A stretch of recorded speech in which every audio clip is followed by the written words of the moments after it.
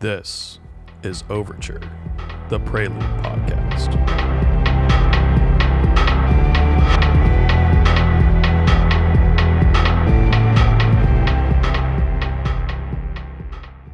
Welcome to the Prelude Podcast. My name is Chris Willis, and I'm a principal security researcher here at Prelude. Hi, I'm Alex Manners, and I'm a principal security engineer at Prelude. And today we have a special guest, Jonathan Cooch.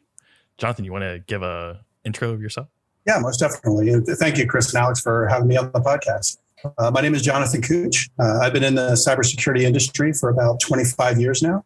I've done everything from started out in the U.S. military through working in the U.S. intelligence community and government on the offensive cyber side through defense contractors. And I was a co-founder of a commercial cyber threat intelligence company called ISA Partners that was bought out by FireEye in 2016. And FireEye then split up, and now Mandiant was bought out by Google Cloud, and went on to go work at some other threat intelligence providers. And I'm currently the chief operating officer of Shadow Dragon. Such a wide background of things you've been doing. I've seen a lot. I've been really lucky in what I've been able to participate in. That's great, because we have a lot of questions spanning a lot of different topics here to talk through over the course of today. And I'm sure we'll meander our way to some interesting tidbits that you can drop. Exactly. Yeah, absolutely. Definitely. So we always start every podcast with a question to our guests. So we'll start off with this one. What security technology or concept outside of what you're currently doing do you want to see get better in the next year? So my answer for this is going to be a little bit generic, and I'm going to be disappointed in myself at first when I say it, but then you got to let me explain it. I'm going to talk about a little bit around artificial intelligence and machine learning. And I'm not talking about the AI that everybody else is kind of marketing out there, where AI will solve all of your security problems in the world. I think it's more of just, the very simple, like, recommendation engine kind of machine learning, what you see on Netflix when it tells you, what you need to watch next, or other movies you might be interested in. I think a lot of that can really apply to the security field and security operations, because teams are forced to get people with less and less experience that are out there. And how do you train up junior analysts into different security fields, into incident response, into cyber threat intelligence or hunt teams and those kinds of things? And I think a recommendation engine that will help these junior analysts leverage the technologies that are out there in a better way and leverage the experience of some of the senior analysts that are in place will definitely help. And machine learning is one way to do that. So, outside of the, robots are going to take over our world and start impersonating humans side of AI, I do think some very basic machine learning will definitely, I would like to see that get better in the next year and apply more toward training up junior analysts. Would you see some of that machine learning AI also start taking away some of the basic tasks that a typical junior analyst would do? Because I feel like there's also a baseline set of tasks that can probably mostly be automated. I'm interested what your perspective is on that. There is, but at the same time, I'm a strict believer in the fact that decision-making, and maybe this is my military background, but decision-making needs to remain in the hands of a human being who can actually look at a situation and look at the nuances of the decision to make the right choice.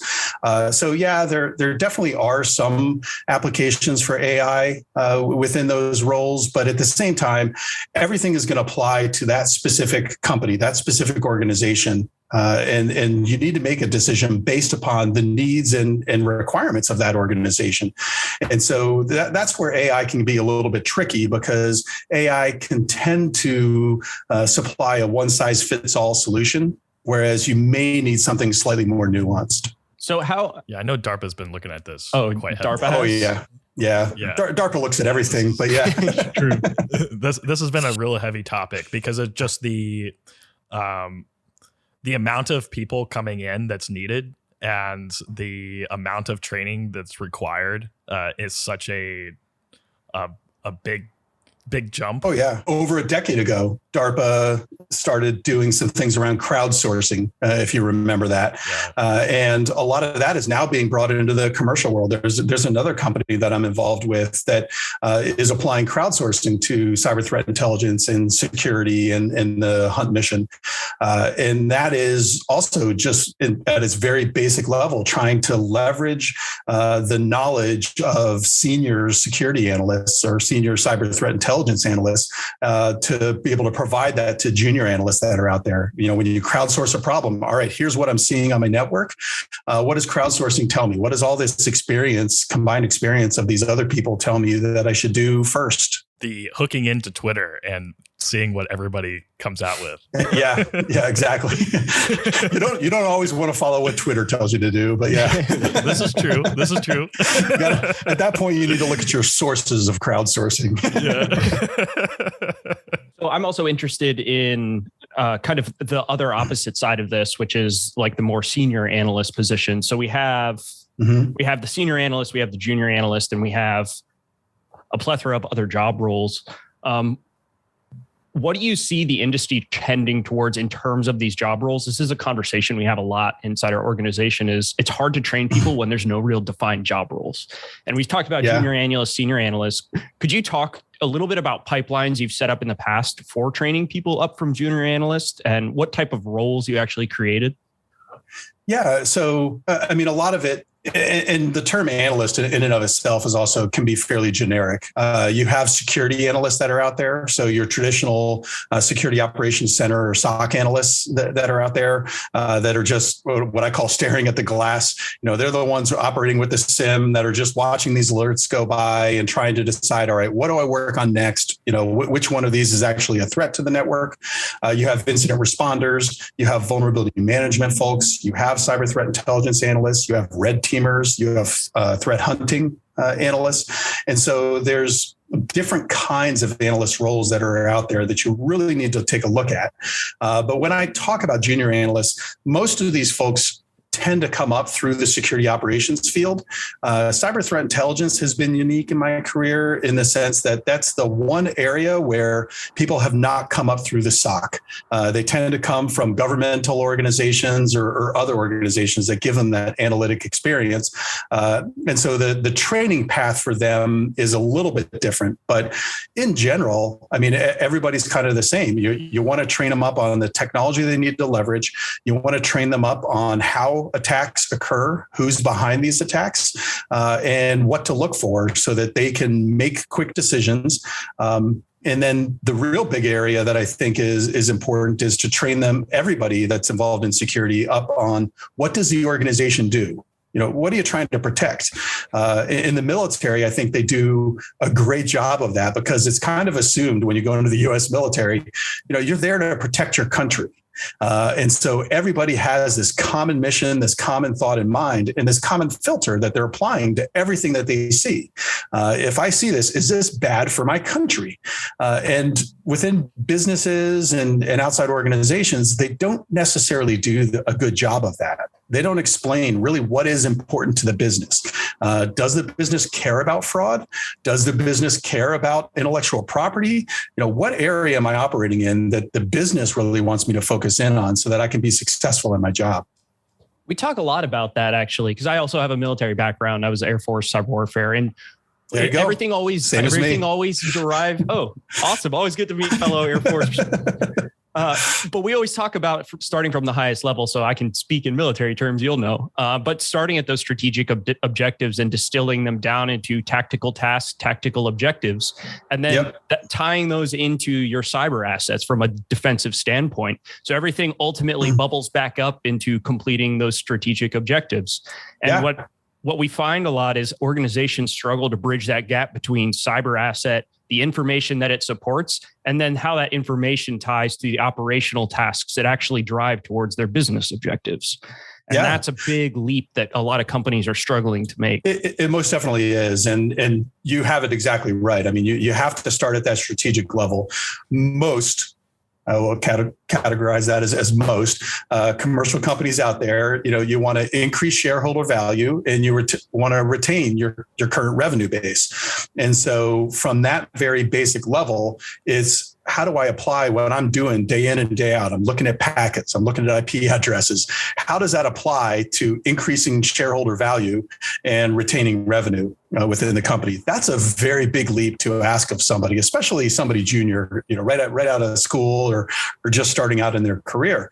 And so you have to apply a lens to it to where, all right, how is what I'm doing going to be able to be communicated with these senior people that are looking at things in that big picture kind of way?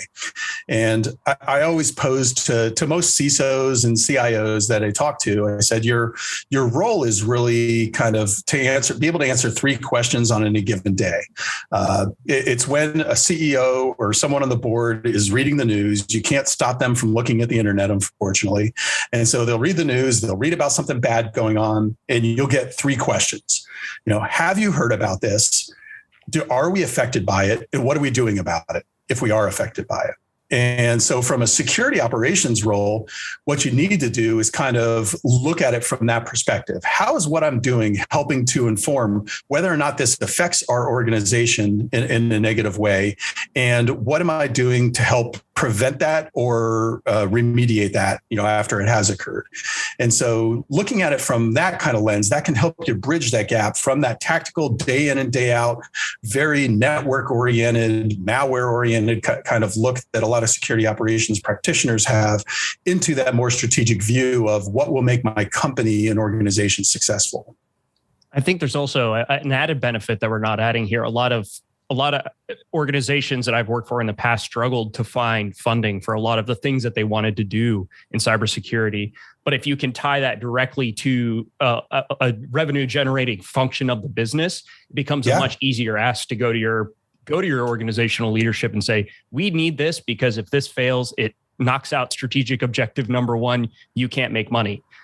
Yeah. I mean, we used to look at it in terms of, we talk about APT actors and things like that. And a lot of them early on in my career, a lot of them were focused towards intellectual property theft. And so the argument changes from that, I'm looking at this piece of malware or even this kind of actor to, listen, we were able to detect this actor within our network.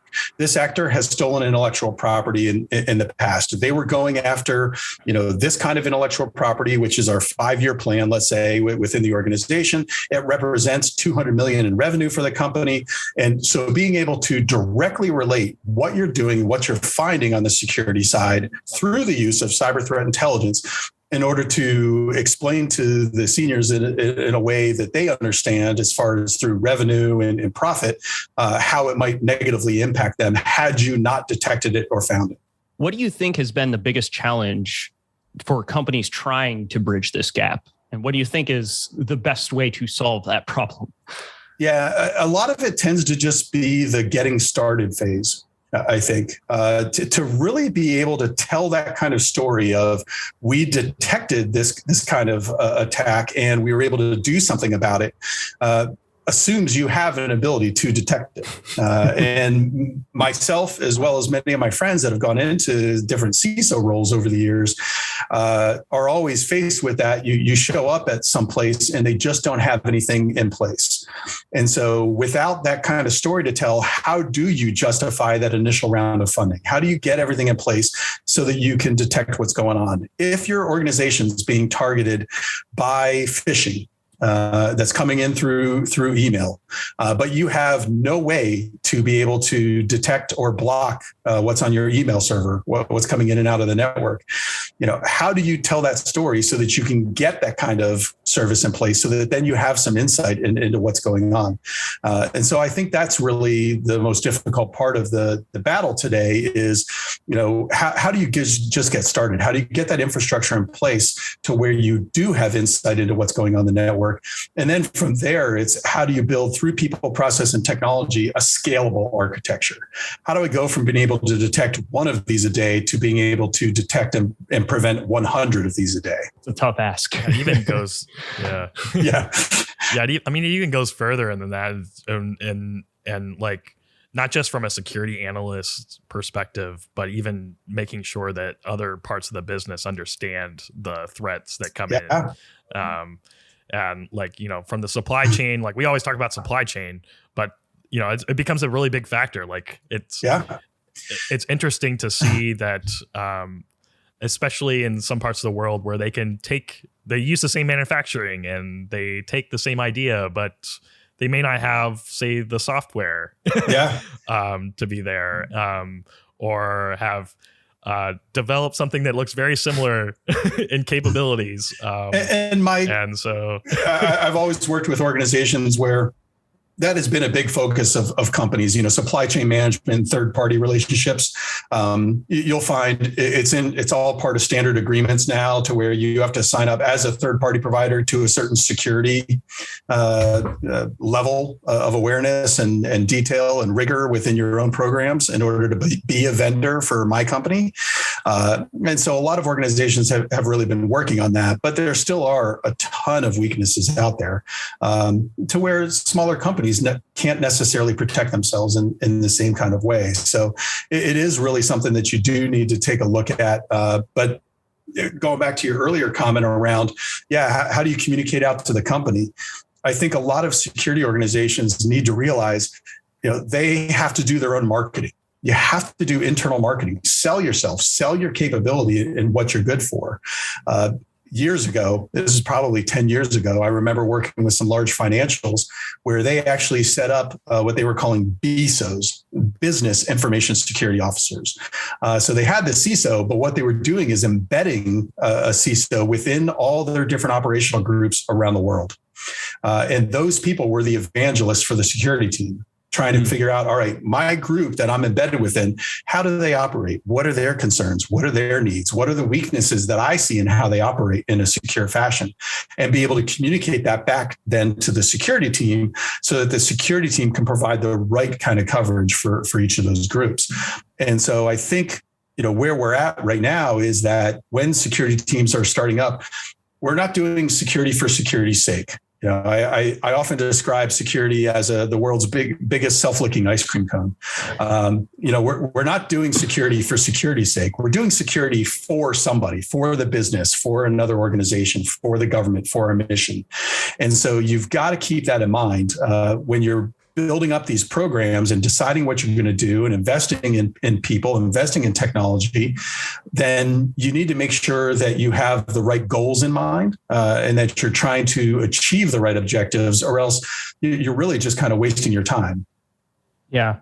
You actually reminded me of a great article I read that was talking about a CEO looking for their next ideal CISO, and they described it as, I want a general manager. I don't want a technical person. I want somebody who knows how to be a general manager and, use a military term, realize that you are a force enabler for the company to achieve its objectives.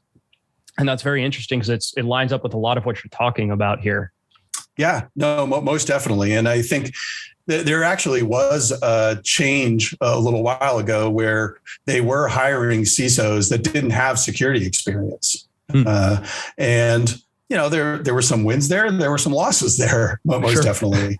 And on the other side, hiring in more business savvy folks into security was one area, but they were also, I call it the designated nerd. They were hiring security people into boards of directors.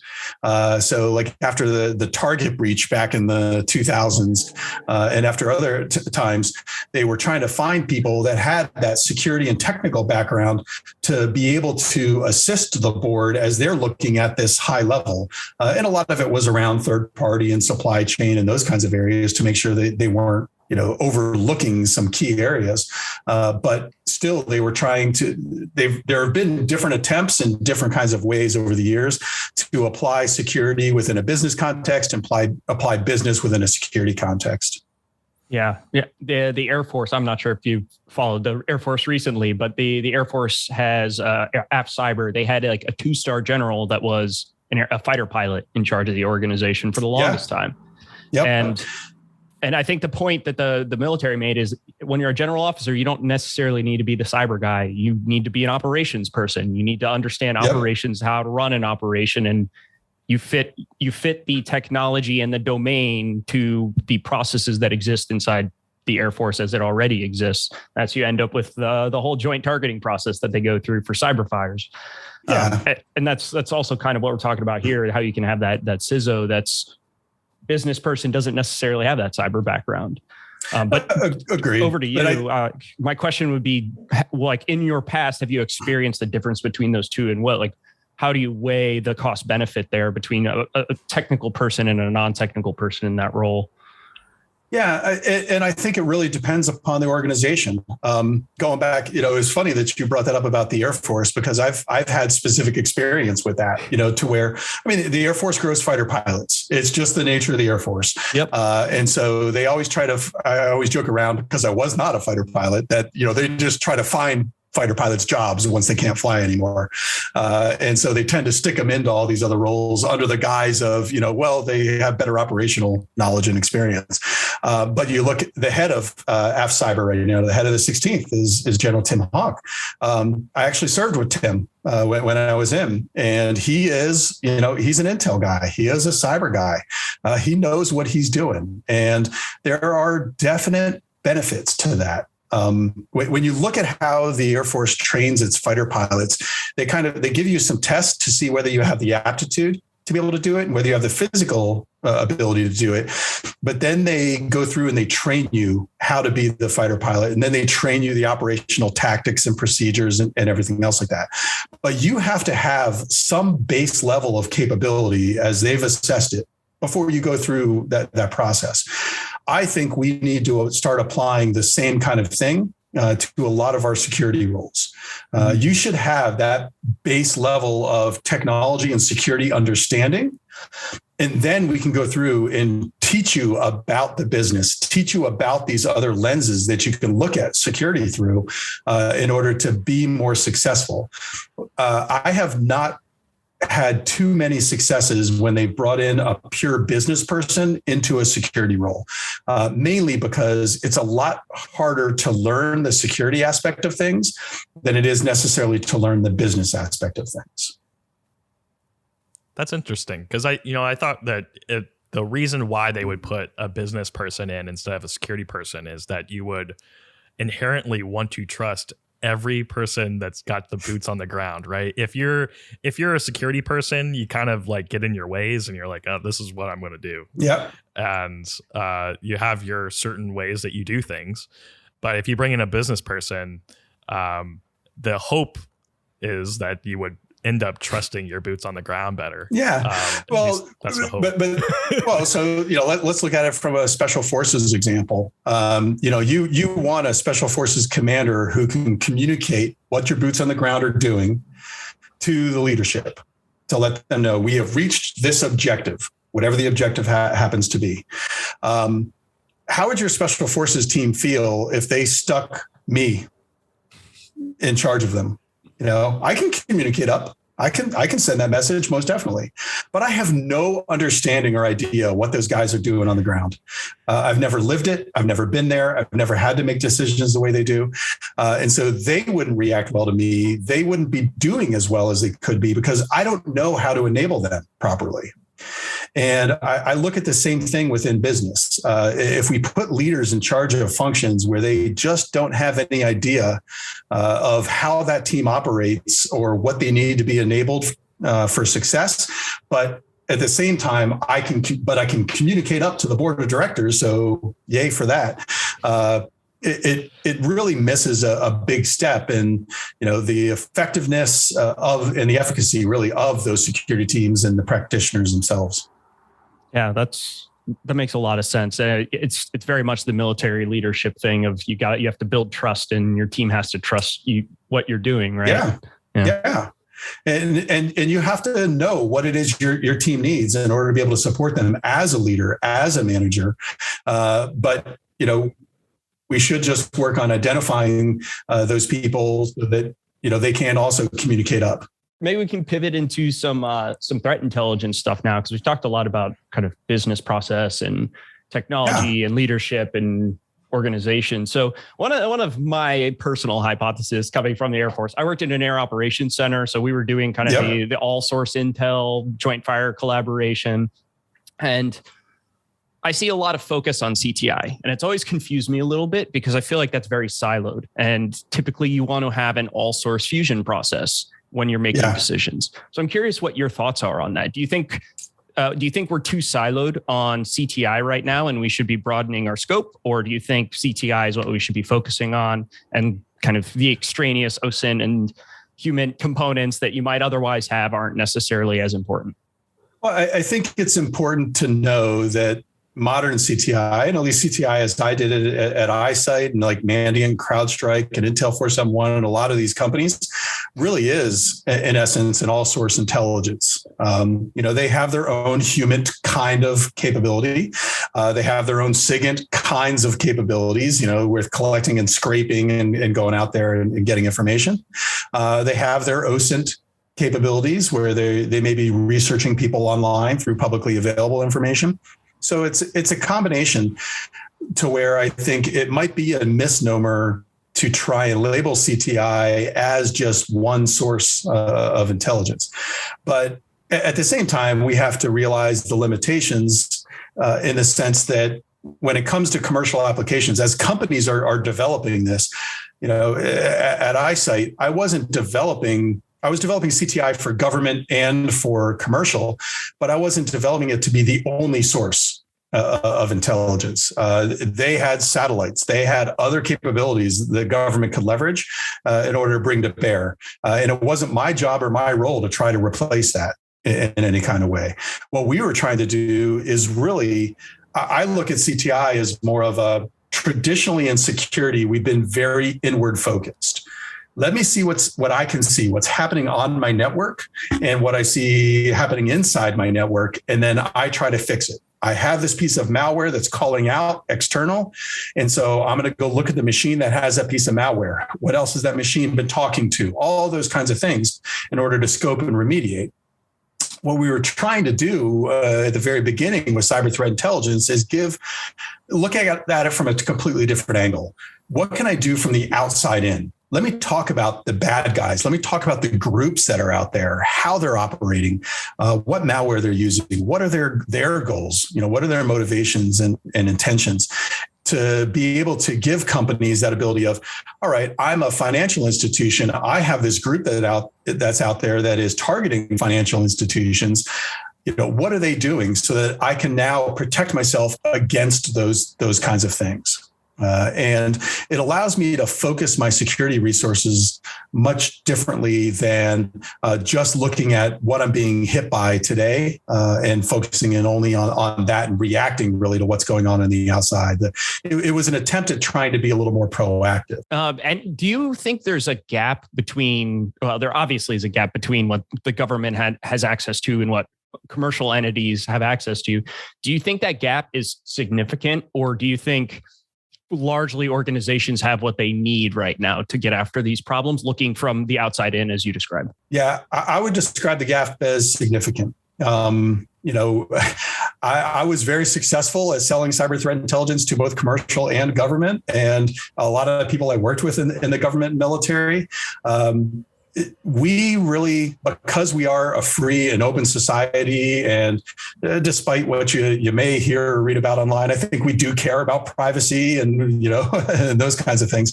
And so while there's definitely one-offs, for the most part, we try to do things in the right way as we define it.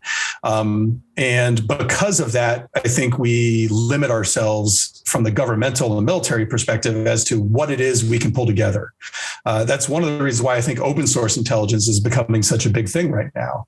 The Army just announced they're starting up a whole OSINT group to start looking at that. And I think they're doing that just because they're realizing, man, there's this whole area of information that can help us make better decisions that we're really not leveraging right now. And I think the same goes for cyber threat intelligence. As commercial organizations, they have access to so many more sources of information than the government and military may. And so the government and military, if they were really smart, are going to find ways to truly partner with these groups to leverage what they have, not limit themselves to it. I'm never a believer in single sourcing information, but leverage that along with what their own intelligence collection capabilities are, and then marry it up in a way that helps really support the mission in a positive way. Have you seen when I think of the gaps of CTI, especially from an organizational to government perspective, has been that a lot of organizations sort of see CTI data as very close to home, and they don't want to give it out. And they tend to don't want to share anything. And so there's been this, I was part of an academic organization that said, hey, we'll give you we'll give you everything. We'll have this center that you can use, and we'll share all the data. Yep. And no one wanted to do it. So sharing is something that I've been working with for 15 years or so now.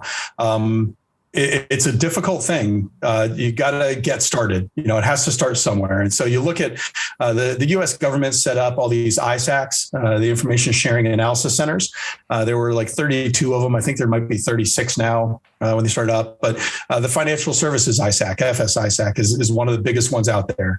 And I think they started it out the right way. Which is, they kind of got a bunch of the big banks got together and said, listen, we're going to get together with all the smaller banks. We're going to get hundreds of members out there, but we want everybody to share, but to sort of show that we're actually going to share, all the big banks. Let's start sharing our information. Let's start just flooding the channel with this to show people that it's okay to share this kind of information. The downside of it is, over the years, I think it became one of those things where the smaller organizations feel more pressure now to share. And so they end up regurgitating a lot of information. A real solid sharing program basically is set up. And when I talk to organizations about setting up sharing, it's all centered around, I need you to share that critical information around what you specifically have seen on your network personally. I don't need you to share with me something you heard from somebody else, or the cousin of a friend of a brother's mother of yours. I need to know what you have seen on your network, and so that I can take that as verified and validated information, so I can take a look at it for it on my network. And as we set up these sharing organizations, that's how they really should be modeled. Is you should only put in information of things that you have seen personally, so that it is of high quality. And that really will help then open up the kimono a little bit for people to start sharing more information, for people to feel comfortable with it. There's also the legal aspect. A lot of people tend to be like, oh, I'm not going to share because, what if we were breached by this information or something else like that? There are plenty of ways, A, to share anonymously, but B, there has never been a prosecution against a company where they have been in any way harmed by sharing information. So I think there's some, misunderstandings out there in the market that organizations need to make sure that they really do understand what the ground truth is, and that sharing is not a bad thing. But at the same time, you need to be careful about what you share so that it has value to the people you are sharing it with, and doesn't become just a fire hose of regurgitated information. Yeah, that was one thing that trying to set this up, one of the things that was continuously talked about was how you talked about the quality of the data. Yeah. And then also not knowing what to do with it.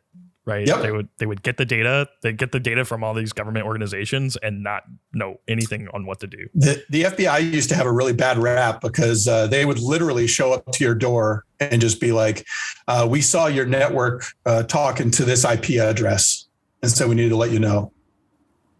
And and then that's all they would say. It would be like, have a good day. And, people would be sitting there like, what is this IP address? I have no idea. But because of classifications or ongoing investigations or whatever it may be, they felt a need to tell the company, but they wouldn't give them any context around it. And so that is what it comes down to. It is adding in context around a lot of this cyber threat intelligence information. I can tell you that knives are bad, but knives can also be good. What you care about is that Jonathan Cooch is walking through your hometown with the knife stabbing people. You need that additional context for to really care about it. And by the way, just for the record, for anybody listening, I am not walking around stabbing people with knives. But it is one of those things where that context is king. You have to have some level of context around the information you're providing, or else you can't really do anything with it. And that's really the genesis of cyber threat intelligence, is trying to provide a lot of this context so that organizations can do something with it. That I can take a look at a piece of information, determine whether it applies to my business or not, or my mission or not, and what I'm supposed to be able to do with it. If it's a command and control server, then I need to monitor for things talking to it. If it's a malware loader, then that's something I need to look at through my endpoint detection mechanism. So it's really that context around this technical information we're being provided that is needed in order to truly make use of it. How do you see talk a lot about the bigger business, but how do you see the small business being able to utilize CTI? So small businesses really are going to have to rely on MSSPs, managed service providers. I don't see many small businesses, A, being able to afford cyber threat intelligence, or B, being able to leverage it in any kind of way. They don't have a team of analysts. They're relying typically on these larger organizations to help provide their security. So what they should be looking for when it comes to CTI is they need to have a talk with their managed service provider to be able to say, listen, you're saying you include CTI as part of this, or you're leveraging CTI to help protect me. Pass me the information as it relates to me.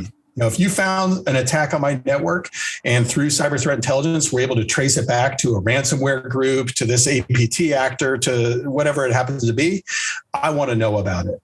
They got to communicate that. And that's really where MSSPs are struggling, is because a lot of times they're doing a lot of work in the background and they're not communicating that information forward down to those smaller companies and organizations that are out there, so that company can't make an intelligent decision when it becomes time of, do I need to stand up my own security group and team?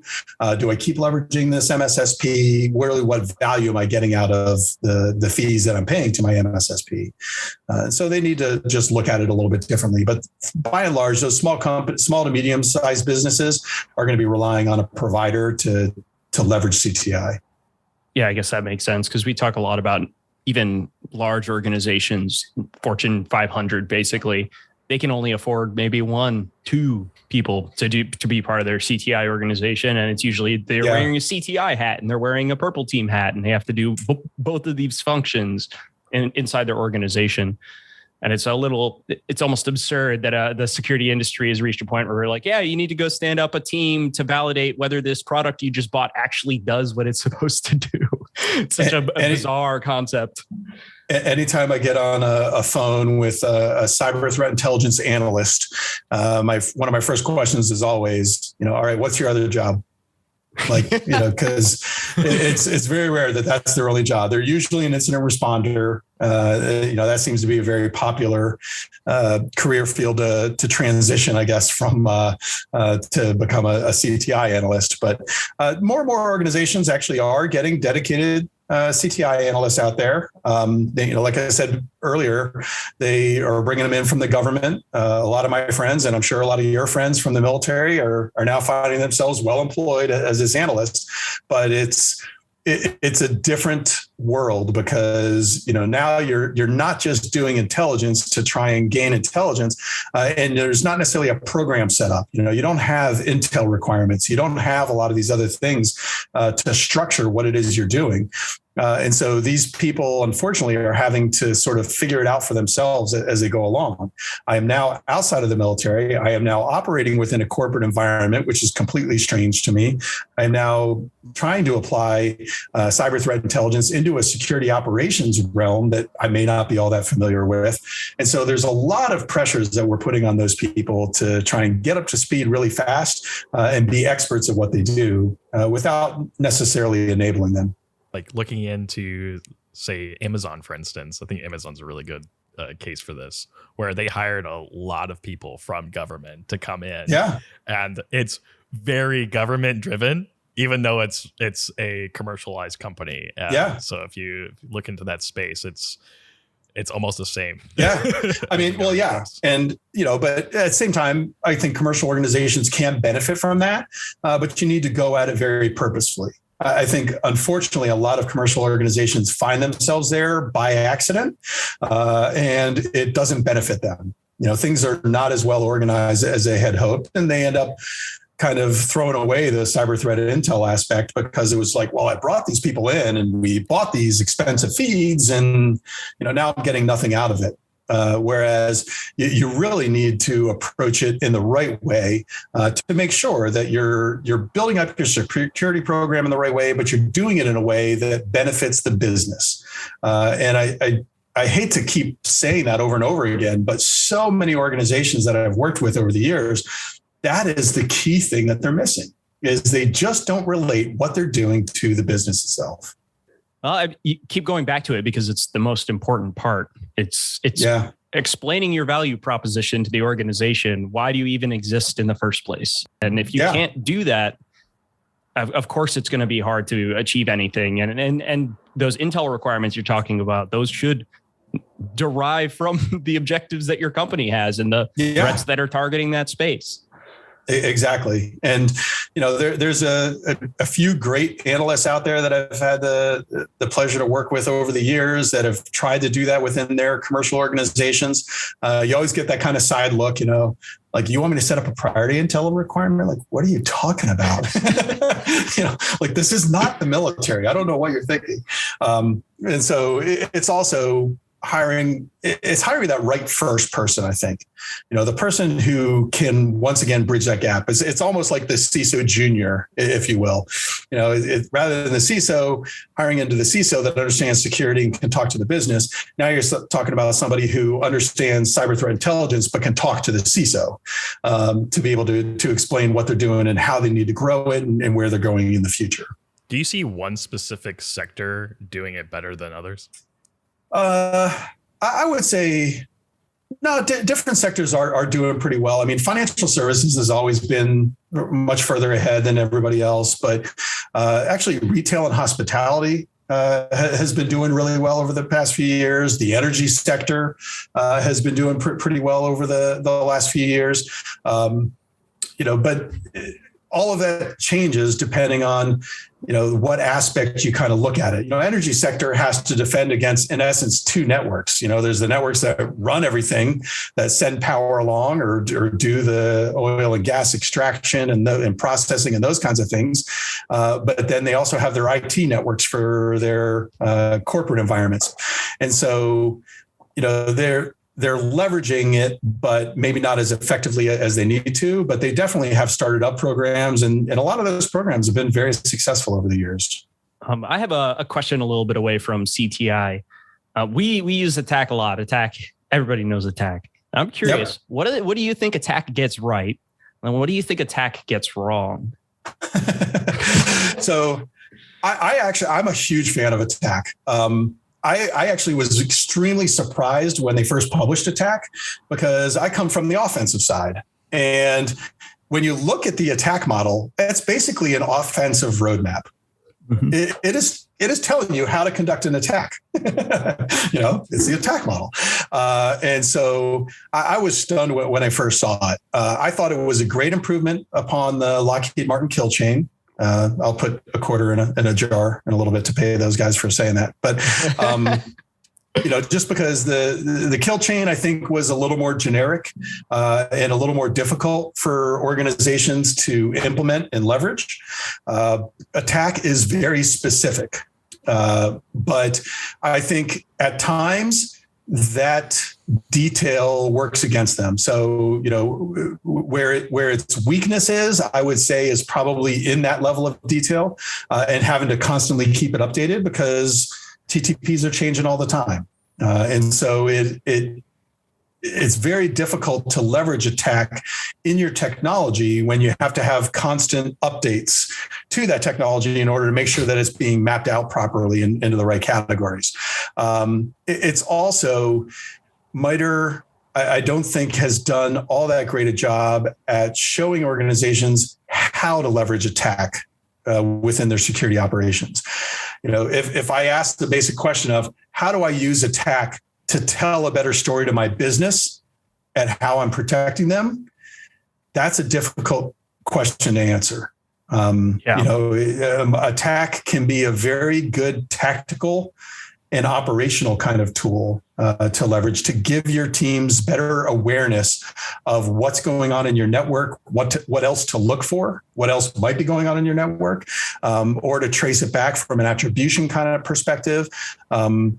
Attack can actually help. One great strategic application of attack can be if you map out all the incident responses you've had over the past year against the MITRE ATT&CK model, that'll tell you where your security is weakest and where you might need to invest.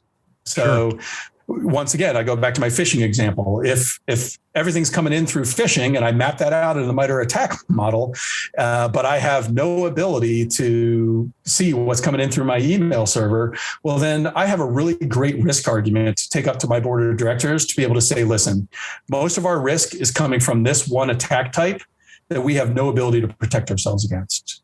So I need $500,000 to invest into this kind of technology to help protect my network better. So attack can be leveraged at the strategic level, but I don't think a lot of organizations are really doing that. They're still looking at it very tactically. Yeah, that makes sense. And I like that you're again tying it back to like a revenue generating type of function for the business, right? It all boils down to, hey, we need this because it's putting your revenue generation mechanism at risk, right? Yeah, otherwise it's just cool to look at.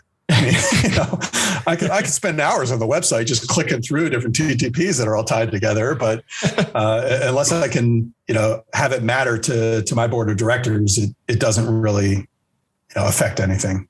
Yeah, I think it's interesting from attack. I think some people look at it as a roadmap, like as you say, sort of like they're going to do this and then they're going to do this. Oh yeah, this and this, right? Whereas, like even when I create TTPs for Operator, like I don't look at that. Like I create my TTPs and then I kind of tie that back, right? Yeah, tie that back to the attack framework, and that's how every attack goes, right? Yeah. And so if you're looking at it, from the standpoint of, okay, well, this is the roadmap and this is what we should be expecting or looking at, like that might not be the best way to go about doing that. Yeah. You look at it, all the bad guys out there, and this goes for APT organizations as well as cybercrime, they're running a business or an organization themselves. They want to be as efficient as possible. They want to increase and maximize their profit margin. And they want to, they don't want to have to bring out the specialized weapon when they can just use the run of the mill everyday kind of thing that's out there. And so they have their own requirements. All right, here's my intel gathering requirements, or here's my operational requirements. Here's the goal that I'm trying to reach. Now let me figure out how to get to my goal. And so first thing I'm going to do is look at my targets and all right, what do my targets have in common? What's the best way how do they operate? What's the best way to get in there? Then I'm going to kind of scan them and look, I'm going to do some reconnaissance. I'm going to look around and kind of see what's in those environments. I'm either going to validate my assumptions or I'm going to prove them wrong. And then I'll adjust. And then, from there, I need access. I just got to get one foothold in. Once I have access, is this a long-term thing or not? If it's a long-term thing, I want persistence. I want to be able to hide from you. And so what can I do to be able to hide from you so that my software stays on there as long as possible? And I don't have to go through all of those early things all over again. Then once I'm on your system, how do I get the information that I'm looking for? And once I get it from your system, or if your system doesn't have it, all right, great. What else does the network have for me? Let me move out and spread out, because what's better than one place? Multiple places. And so I always want to get my fingers out there and be involved in as many things as I can. And then once I collect everything I want, guess what? I've got to get it out of there somehow. And so, attack really just walks you through all the different ways of doing all of those things that are part of any normal, attack cycle that somebody has. And so, having the business understand that so that you can set up security in a way to be able to protect the business always helps. So we got one last question for you, John. All right. What security resource in the past year have you found really helpful? This is slightly embarrassing, but I'm not afraid to admit it. YouTube. All right. You know, my current job is still in the threat intelligence area, but it's more open source intelligence, and it's going about things in a different way that I've done traditionally and historically in my career. So I have found a lot of the YouTube videos for people that have been involved in this area for 10, 15, 20 years to be very useful to me as I'm trying to do research and just find out new things about, my company, what we do out there, but just about the OSINT area in general. Sure. Any YouTube channels or videos you'd recommend in particular? No, unfortunately, I kind of hop around, and that's the one thing I do to throw off the Google algorithm is I won't subscribe to anybody, and I try to, watch as many different things as possible so that I don't get, all the same thing recommended every single time going down there. So unfortunately, no shout outs to anybody just because I like a bunch of the different channels. Awesome. Well, John, I want to thank you for coming on the podcast and talking with us. Thank you very much. I appreciate spending some time with you guys. So that's going to do it for this week's episode of 0verture, the Prelude Podcast. Alex and I would like to thank Jonathan again for coming on the podcast and talking with us. We'll be back next month for another 2 episodes of 0verture. If you like this podcast, please consider giving us a like and subscribe so you don't miss any of our newest episodes. 0verture is distributed on all major podcasting platforms, including Spotify, Apple Podcasts, Google Podcast. We're also on our blog, so it's at feed.prelude.org, and on our YouTube. We'll see you next month. Till then, Prelude out.